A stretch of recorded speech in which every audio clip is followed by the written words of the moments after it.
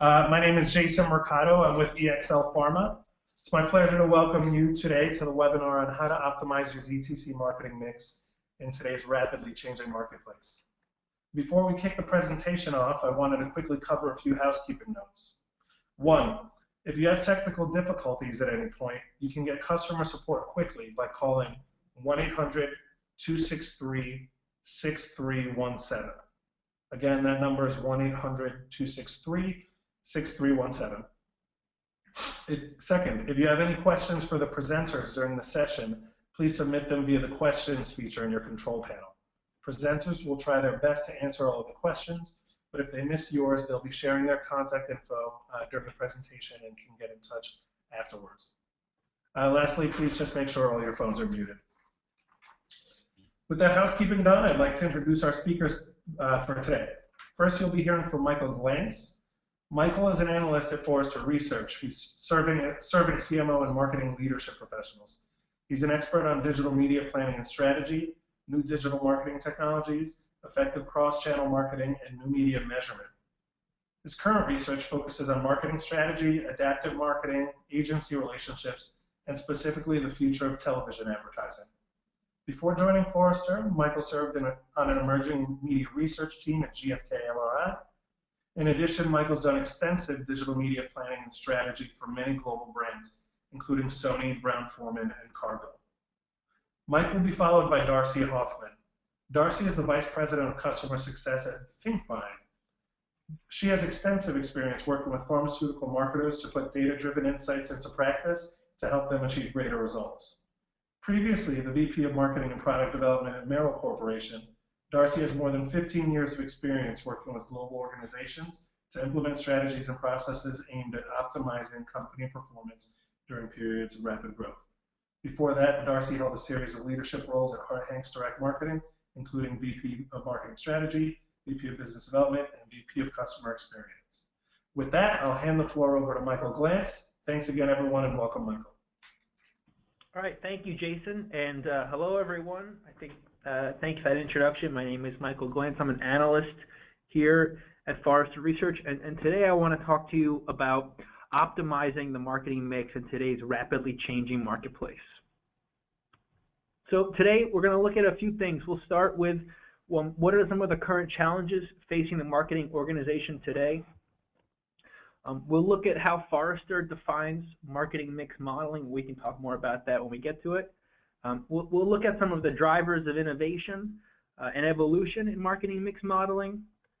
We'll look at the role of media agencies in marketing mix modeling. And finally, we'll close with some key factors that are unique to pharmaceutical marketers when considering marketing mix modeling. So first, what are the current challenges for the marketing organization? I want to start with a concept that many of you are probably familiar with, the marketing funnel. The marketing funnel was developed over 100 years ago as a tool for marketers to measure and describe the effects of their marketing efforts on consumers and business outcomes. Broadly speaking, the marketing funnel conceptualizes moving customers down a purchase funnel aided by various marketing channels to build awareness, brand consideration, and ultimately purchase. However, the marketing funnel's influence is really starting to fray. Marketing is no longer a one-way activity where consumers are just saturated with messages through linear channels that marketers can easily measure. Consumers now have more choices in how and where they consume media. And they can interact with their social circles, and they can interact with brands in two-way conversations. So really, the traditional funnel struggles to account with many of these new realities, and is increasingly becoming an outdated framework for marketers to use in their strategy. We have a term at Forrester here. We call it the splinter net, which really just refers to this rapid explosion of platforms and devices, right? Previously, a marketer could easily find and reach their consumers across a well-defined set of marketing channels. I'm thinking about things like radio, print, out of home, things that you knew where your audience was. Now it's becoming harder and harder for marketers to really find their audience across all these different platforms and devices and plan efficiently and effectively.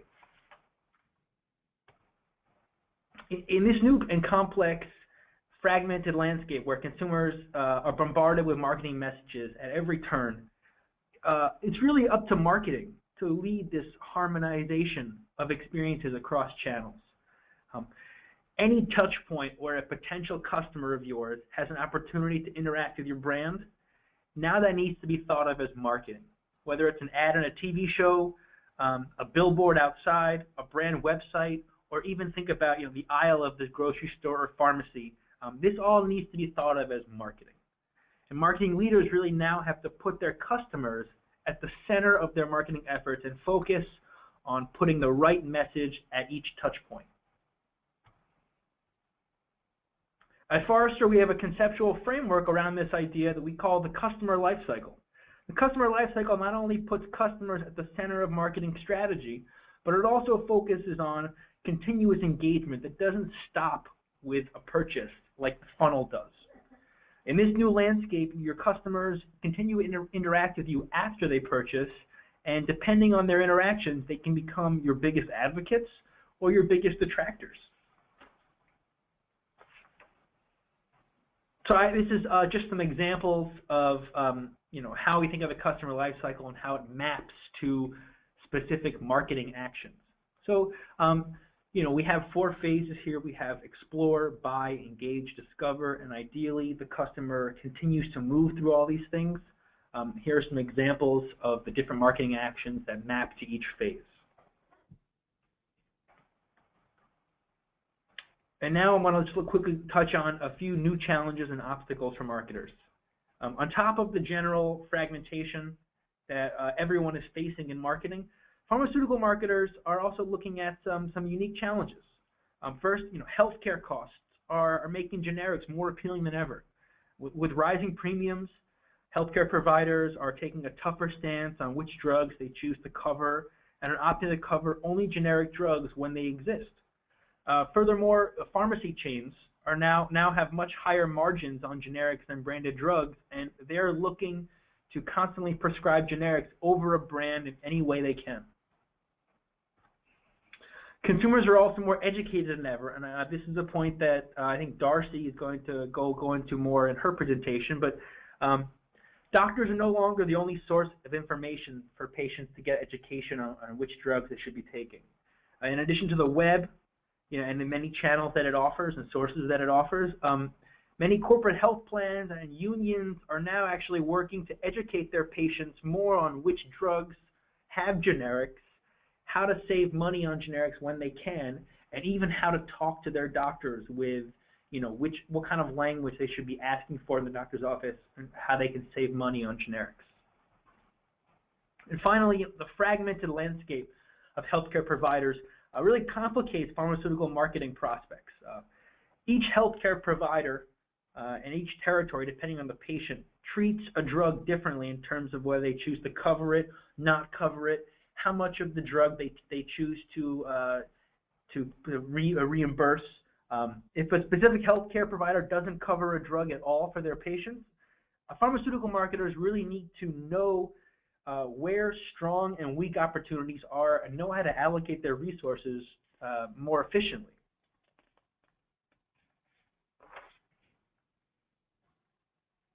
CMOs really need to act like business owners now and not just as heads of marketing. Whereas you used to focus on the job of the CMO used to be to defend marketing as a cost and to fight for more marketing budgets. Now they need to focus on proving marketing as a driver of profits and revenue. Right? And the 3 things I wanted you to take away from this are really CMOs need to start a measurement strategy with relevant metrics. They need to work to justify the investment on implementing marketing measurement tools to prove the value of their marketing. Right? They need to build a business case for why they have to be investing here. And finally, they need to prove not just the short-term value of marketing, but the long-term value. Keep marketing from being the first line item cut on the budget. Essentially, really working more closely with their CFO to tie marketing to quantitative business outcomes. So I just want to quickly, at this point in the presentation, I want to recap. Marketing is facing a new set of challenges stemming from widespread consumer adoption of new digital devices and platforms that are complicating marketing planning. The marketing funnel is really becoming an inadequate tool for success in today's environment. And finally, in the face of all this fragmentation and the current economic climate, marketers now face more pressure than ever to prove the effects of their investments and link marketing performance to a business outcome. So now I want to look at, we'll look at what Forrester's definition of marketing mix modeling is. So we've just spent all this time talking about the problems facing marketers, the new complexity. And what is the answer for marketers to deal with all this? What is the tool that helps them manage all this fragmentation, plan smarter, and succeed in this new age? The answer is really marketing mix modeling. Marketing mix modeling, as we define it, is the process of using statistical analysis to estimate, optimize, and predict the impact of paid, earned, and owned multi-channel marketing tactics on future business revenue or any other key metric.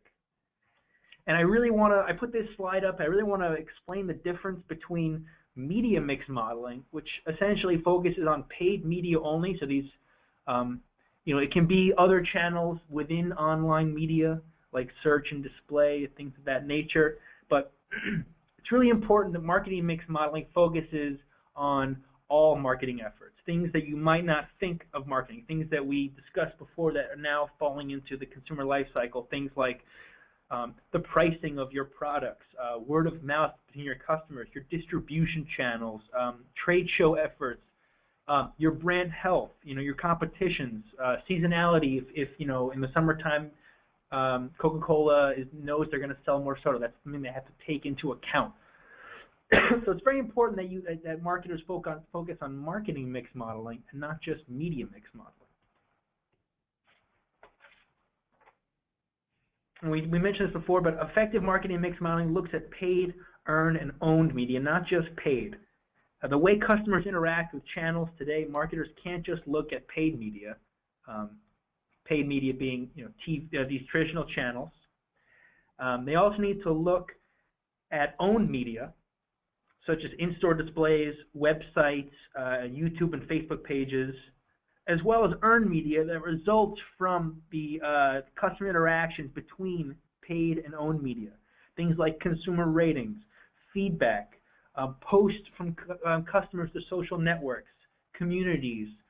You could also, you could put call centers into this. Anything where is the result of an interaction. So now I want to look at what are some of the drivers of innovation that we at Forrester have identified. The first is this shift from historical mapping to predictive modeling. Previously, marketers have used regression-based analysis in marketing mix modeling to really look backwards and validate what happened. It was typically a once-a-year type snapshot activity where you brought someone in to do a lot of consulting and project work and then present to the marketing team what happened. Now, marketers are expecting tools that enable them to not just look backwards, but also look forwards to predict marketing results from hypothetical scenarios. Many marketing mix modeling vendors are also creating more complex algorithms that can pull in all the different channels that I mentioned in the previous slides to extrapolate future outcomes. Second, it's really the ability to incorporate new data streams. Marketing mix modeling vendors now, they need to accurately aggregate disparate and granular data streams into their models that will provide a holistic view of overall effectiveness. So this is things like live media campaigns, but also social media presence, social media results, trade show presence. How do you quantify that? Sales force effectiveness, geographical distribution channels, things like couponing. All this needs to be able to be absorbed into the model quickly and effectively. The third driver of innovation that we see in marketing mix modeling is accurate cross-channel attribution. So digital media and its rise in popularity has really spoiled marketers and their ability to measure outcomes. And now marketers want to measure attribution across not just all their digital channels, but all their offline marketing efforts. So they want to know the effect of a direct mail with a search ad, with a sales rep visit to a doctor's office. They need to know what, because most times in marketing, 1 + 1 can equal 3. So they can't just look at the effects of siloed channel outcomes. They need to look at the effects of all these different efforts together. So cross-channel attribution, very, very important. Fourth is more real-time access to analysis. I mentioned before that marketing mix modeling has been typically a backwards-looking snapshot. Marketers, the rate that consumers adopt new channels, the rate that media campaigns can be planned and executed now, marketers don't have that luxury of time to have insights delivered to them in a PowerPoint deck or after the fact. Now they need easy-to-use, enterprise-level software tools that allow them to play with their marketing budgets dynamically, see what could work, where things can be allocated, test out hypothetical scenarios, and be able to act on a turn of a dime. And then finally, marketers need seamless optimizations that can lead to quick decision making. So I think we've touched on sort of, the more fluid nature and agile nature of marketing planning today, the need to be faster. A marketing mix model is only as good as the output and the actions that can be taken as a result of it. So if you deliver quick insights and you can't put those into action quickly, it's sort of worthless. So you need tools to where insights can be easily and effortlessly translated into recommendations and be acted on. Ideally, a marketing budget allocation that's in the market should always mirror your marketing mix model's current mix recommendation. And now, marketers are expecting these vendors to work directly with their media agencies in some cases to execute optimizations, as they come out in real time. So marketing mix modeling vendors are sort of a key partner for marketing leaders in that they help them to integrate all the marketing data from across these consumer touch points. Oftentimes these are really disparate and spread out. They can help to analyze that data, right? Understand the value of all of your channels in concert with one another so they get that good cross-channel attribution, and they can create predictive insights. They can also be invaluable to help marketers translate data and performance into ROI and hard business results as the financial and executive team are increasingly demanding.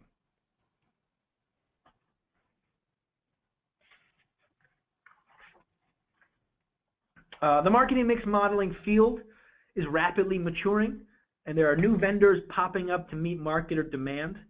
This has been a practice that has been around for about 20 years, but previously marketing mix modeling vendors were focused on consumer packaged goods because there was the only channel where results needed to be really measured and there was an abundance of data. Now,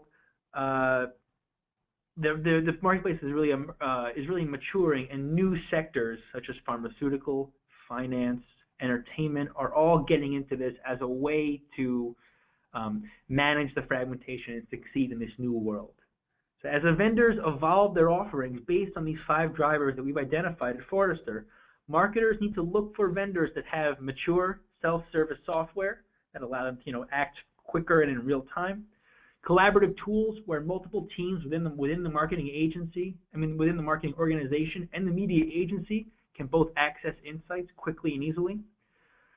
Support for emerging channels, right? Things we all are interested in, things like social and mobile.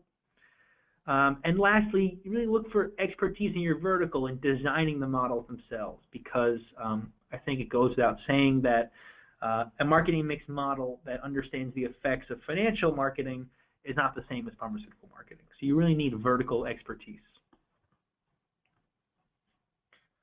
I want to quickly touch on the role of agencies in marketing mix modeling. Many large marketers who have full-service media agencies to plan, buy, and measure their media campaign performance, their knee-jerk reaction is to ask the media agency about mix modeling. Many media agencies will offer mix modeling services, often at no extra cost as an incentive to bring in the business. However, Forrester really believes that in order to do effective and accurate marketing mix modeling, marketers must work with a dedicated vendor.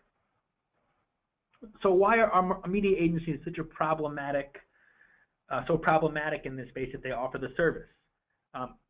First, media agencies have a very narrow focus on paid media only. By their very definition, they only focus on paid media, and they don't have access or are privy to overall marketing efforts. And more importantly, media agencies really have a lack of objectivity. Sometimes, certain media channels have higher commissions, take less time to plan.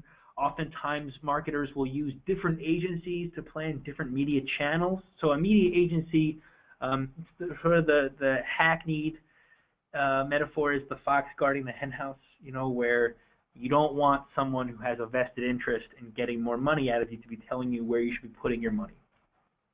So we really think that media agencies, while they have an important role in the overall practice of marketing mix modeling, they can't handle it directly. All right, lastly, I want to be conscious of time. I want to move a little quicker here. I want to look at some key factors that pharmaceutical marketers need to be aware of. First is government regulation. Obviously, there's a ton of government legislature and regulation around where pharmaceutical marketers can and cannot advertise.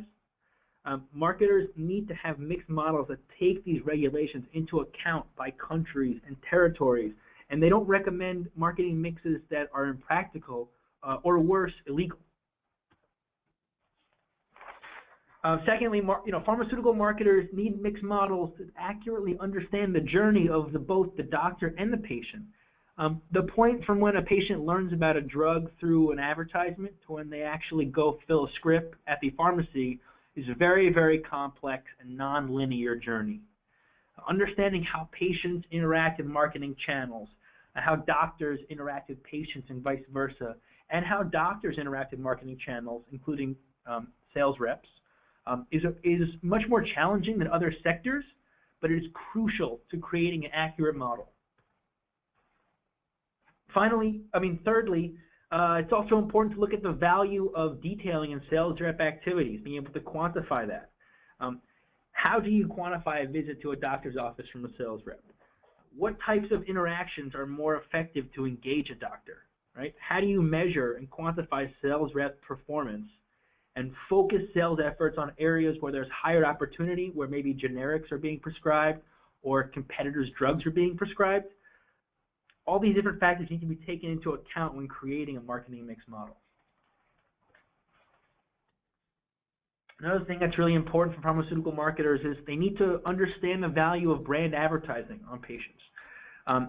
Doctors and pharmacies, they have the final word when it comes to decision making in pharmaceuticals, but it is undeniable that brand advertising has a measurable effect on patients for driving sales. It's just harder to quantify that effect because of the complex purchasing journey we discussed before.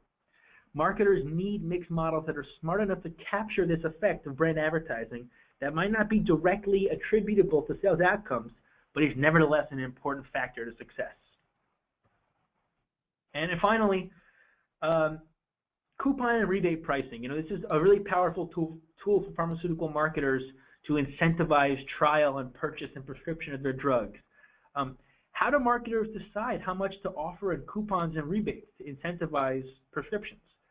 Each healthcare provider has different tiers for different drugs, and copays vary across patients, territories, healthcare providers. Pharmaceutical marketers need to be able to pull in healthcare plan information into their models to understand where should they be promoting coupons and rebates, where they can't compete with generics, where healthcare plans pricing and copay payments, copay structures might not be worth their time. And with that, I want to thank you for your time, and I want to turn the floor over to Darcy from ThinkFine.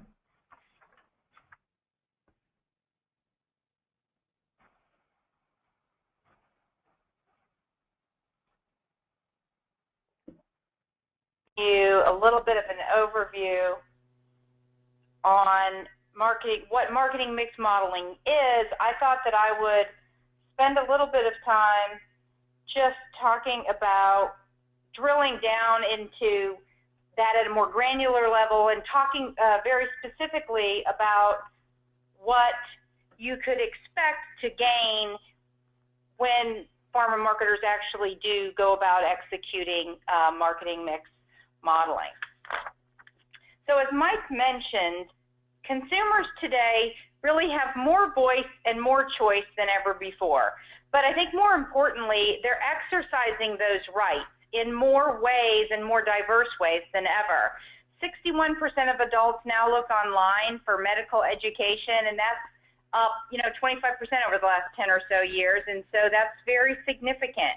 17% have used their phone to access health information, and we obviously expect this trend to continue. So as Mike mentioned in the Splinternet and thinking about all these different channels and the massive amounts of media fragmentation, it's important that we find ways to sort of gain control over all of that.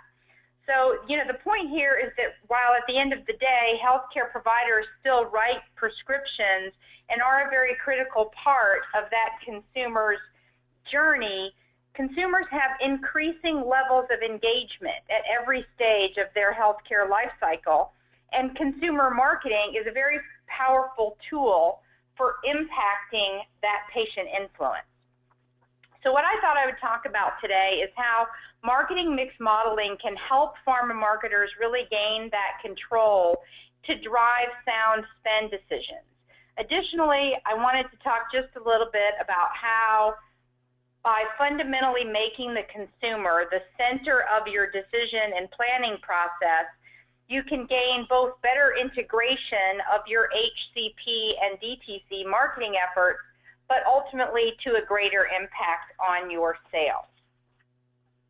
So let's talk about online just for a minute. Most pharma marketers that I've talked to are, doing the right things. They're working with cross-channel attribution vendors, especially to help with their grow and improve their online presence. But in pharma, this is still mostly a one-way conversation, and social media in many ways is, still taboo in a number of ways. So it's important, I think, however, that effective use of the web and social media monitoring and other tools can really help you, regardless of your level of involvement in that conversation.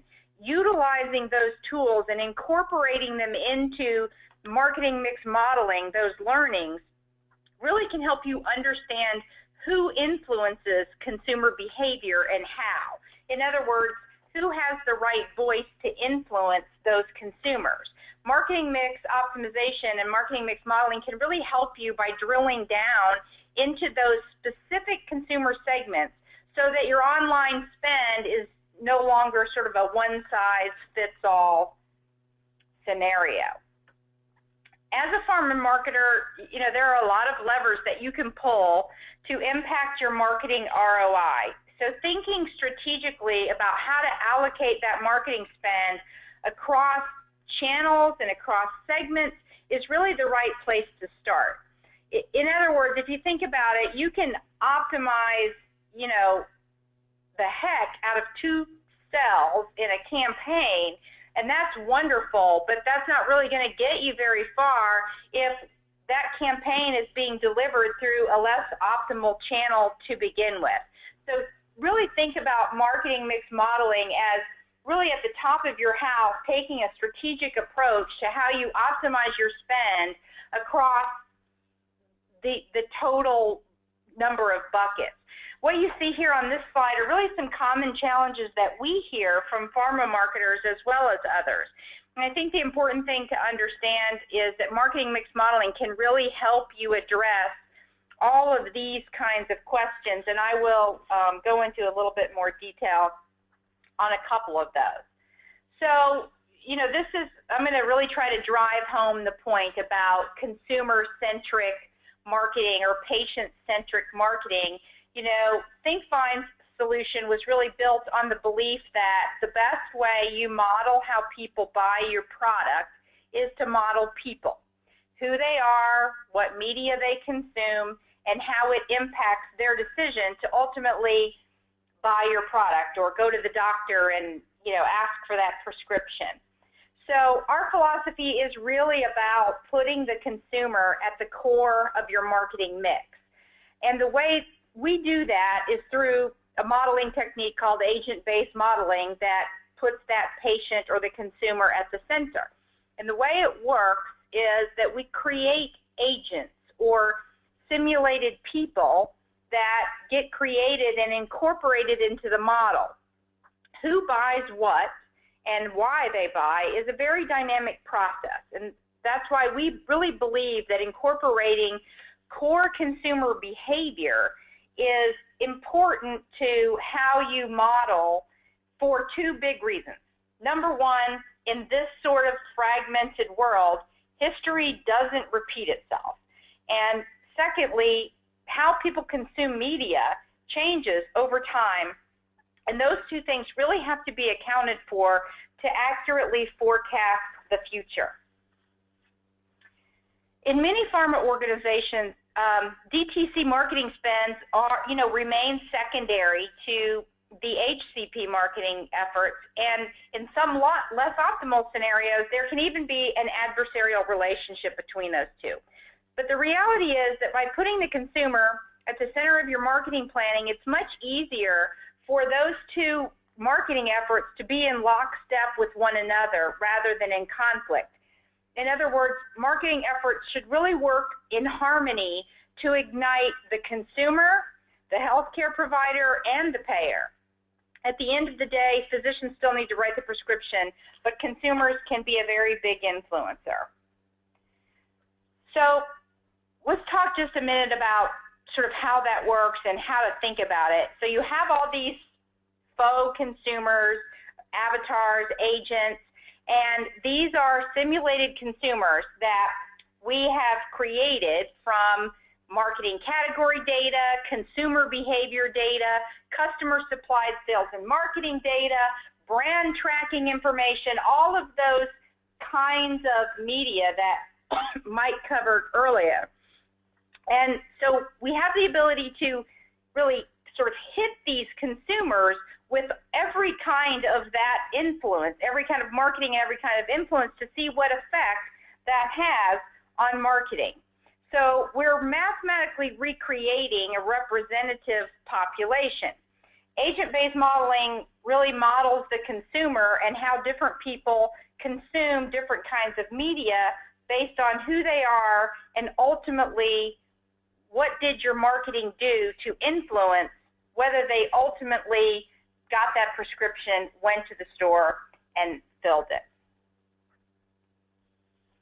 So direct-to-consumer marketing is growing as pharma marketers find smarter, more effective ways to engage with consumers, but still spend of most marketing dollars in pharma companies is on HCP, so your budgets are tight and you have to spend them very efficiently. So we have to find a way to do that. And when it comes to those big buckets of spend, TV, print, radio, where costs are high and visibility is even higher, you better be doing it right. And you better go into it with something more than a guess about what you think is going to work and what isn't. So marketing mix modeling can really help pharma marketers optimize their consumer marketing spend.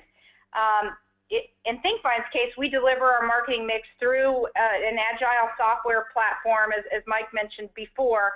So we are empowering our customers with the ability to really run unlimited what-if scenarios, helping them move from that static planning state to where we really feel the market is heading to agile and ongoing planning.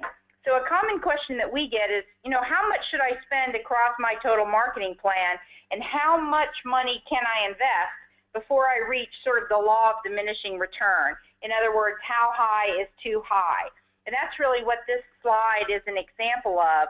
Because we simulate consumers, you can, in marketing mix modeling, you could really hit these consumers with 5x of your marketing spend and legitimately be able to see what that effect would be, so you can realistically answer those types of questions.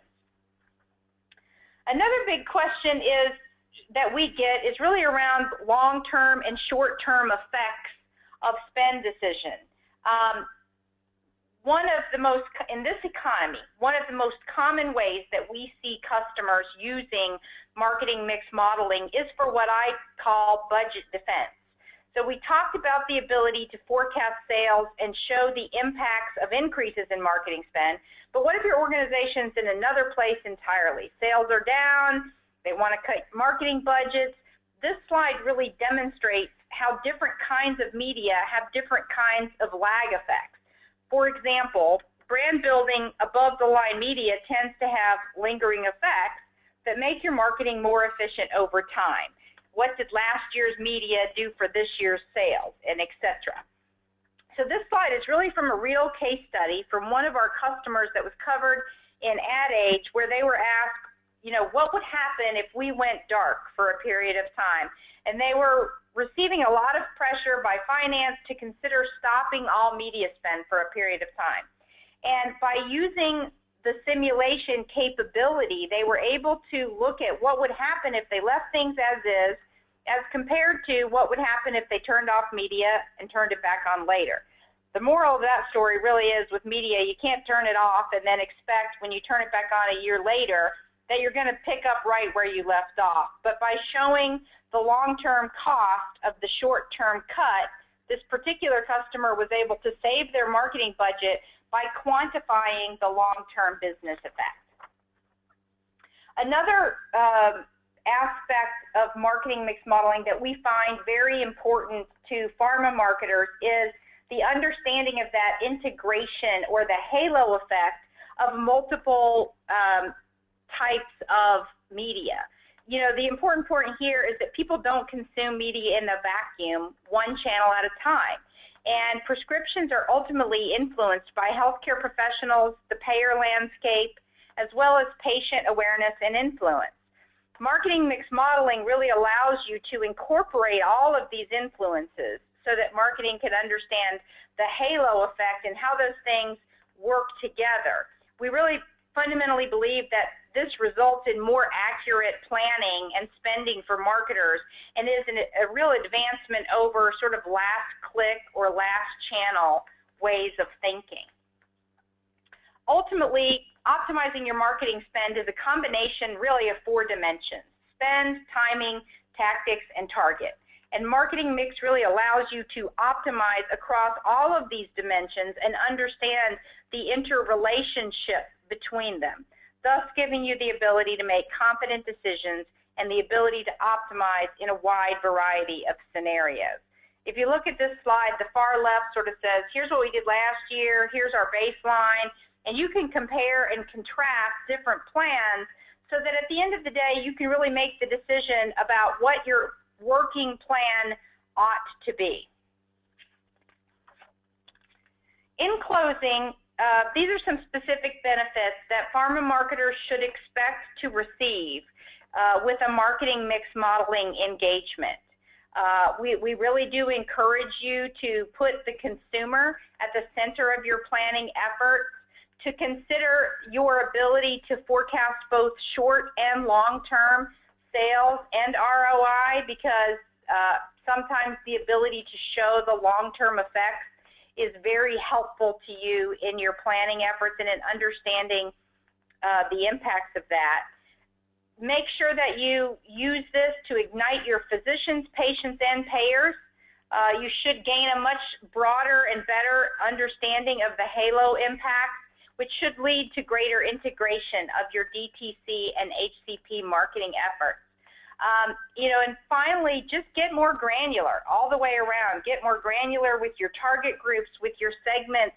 What if you want to optimize to a specific target, to a specific disease state, to a specific formulary, to a specific region. Marketing mix modeling should, if built properly, should allow you to optimize on any one of those dimensions, and those are things that you should expect to gain from a marketing mix modeling engagement. So with that, on behalf of Mike and myself, thank you so much, and we will now open the floor for questions.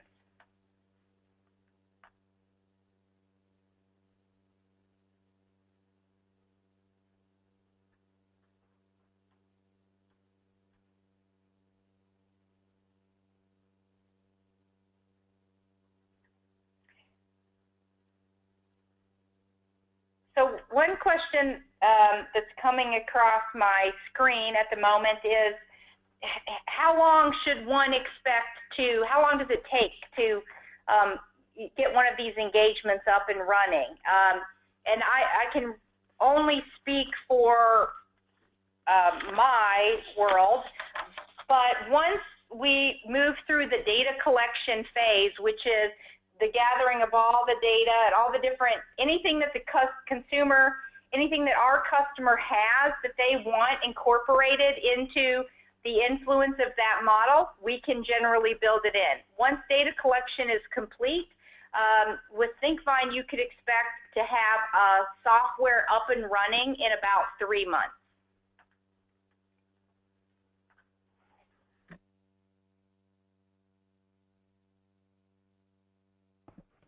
I have a question here about how long, how much does a marketing and mix model typically cost?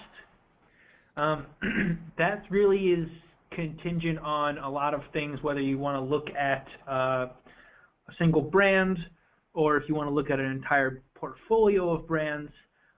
They're also, you know, the more complex you get, the more expensive it can be. Typically, though, we've seen clients, it's proportionate to their marketing budget, however much budget they want to model out. And it's around 1% at the low end and 4% at the high end. And compared to the value that you unlock with this, it really is a very, very small investment when you look at your larger marketing budgets.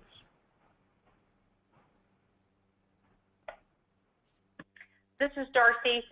So this question says, if I were to engage with an MMM, how could I expect that to change and improve my marketing planning process? And I guess what I would say to that is the most important benefit I think you gain is the ability to move from static annual planning and thinking about the way you plan in a much more agile and reactive way.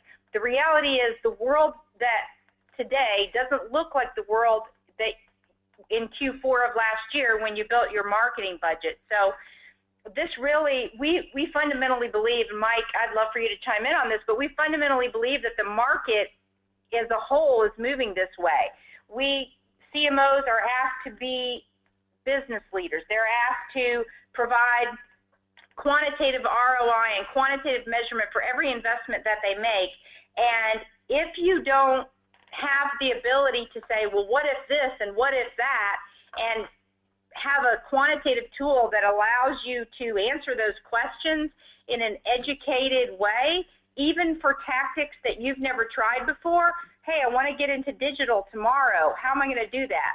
Well, if you can come to the table with, I was able to simulate these scenarios, and here's sort of my high, medium, low estimate based on these combinations of investment, you're much more likely to get buy-in across your organization than you would be just saying, well, this is what I think might work. So I think it's that movement and ability to get to an agile planning stage and being able to quantify the results of your marketing that would be the two most powerful changes you'd experience. Okay, yeah, I would echo everything Darcy mentioned, and I would add, you know, to the question of how will this change your processes.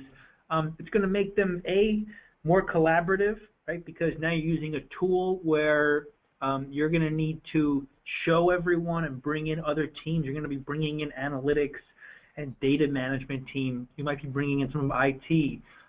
Some clients we speak to, they bring in their finance teams at the outset so that they are aware of where every dollar is going.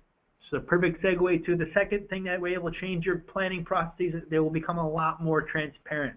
CMOs won't be required to be as much of a storyteller to sell the value. It'll be a lot more data-driven and transparent, where people will be able to easily understand why every dollar went where. And lastly, I think Darcy mentioned it a bunch of times, it'll be a lot more defendable and sort of airtight.